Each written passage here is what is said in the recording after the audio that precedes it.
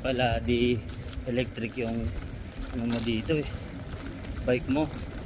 Mabilis rin lulobat kasi kaya nga sa ahon, kaso mabilis naman nalulubat dito, kaya mahirap rin tumanggap mga ganito rin pala.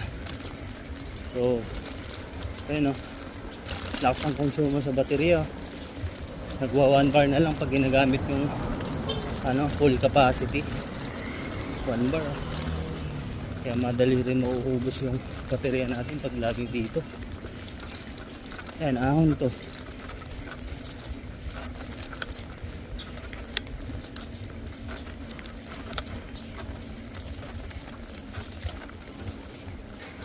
Yan, sinisipa ko na medyo matigas.